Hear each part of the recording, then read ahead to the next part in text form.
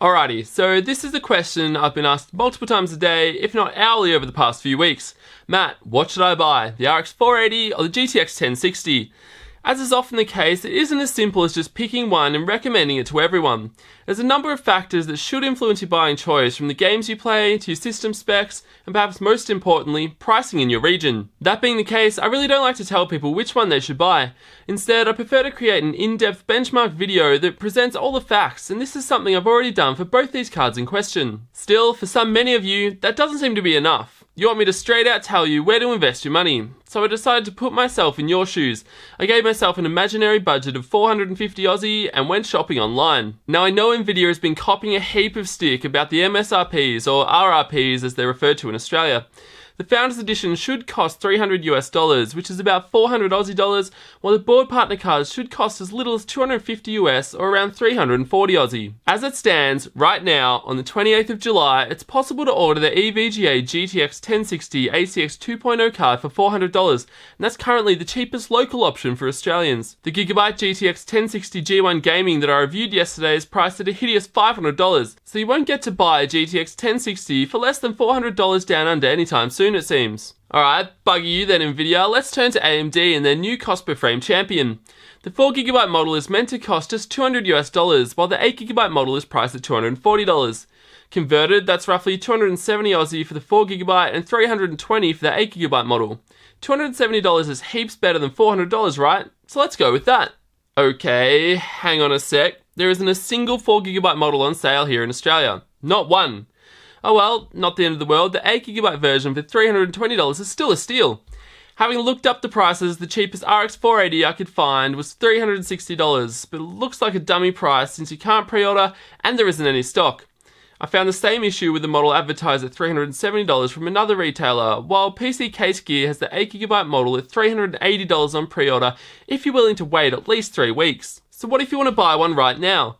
Well, Umart has an ASUS model for $440 and they say there's plenty of stock. Of course, this is just a reference card, but you can buy it right now. The same retailer also lists the Galaxy GeForce GTX 1060 EXOC for $440 and again says there's plenty of stock. NewEgg is also selling the same model for $440 and has stock right now. So it looks like Australians are faced with a $440 asking price for either a reference version RX 480 8GB or an aftermarket custom GTX 1060 from Galaxy. For me, the choice is simple, the Galaxy GTX 1060 all day. Personally, I couldn't face owning an RX 480 reference card, it's hot and it's loud.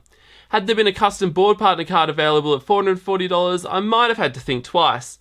That said, the GTX 1060 is hands down the faster GPU and it also provides greater gains when overclocked. As for my American friends, the choice looks even easier. NewEgg.com lists the Zotac GTX 1060 Mini as in stock and for sale for $250.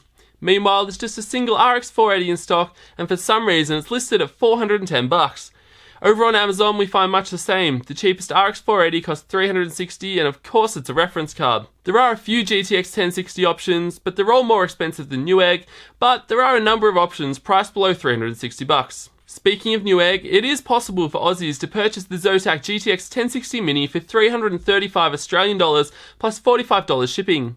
That means you can land a custom 1060 for $380 Aussie, making this the obvious choice.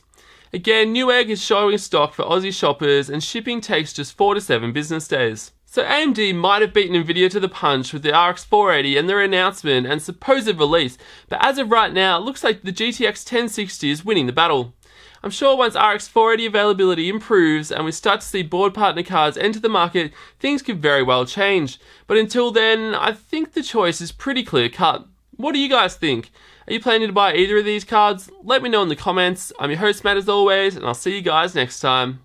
YouTubers like me depend on your support to continue improving the quality and content of our videos. To support the channel directly, consider becoming a patron to also get access to a heap of cool rewards and exclusive giveaways. Also, don't forget you can check prices and buy the products I looked at in this video through the Amazon links in the video description below. Thank you kindly for supporting me and the Hardware Unboxed channel. It means a lot to me and I really do appreciate it. And in return, I'll continue to work as hard as I can to keep producing the content you enjoy.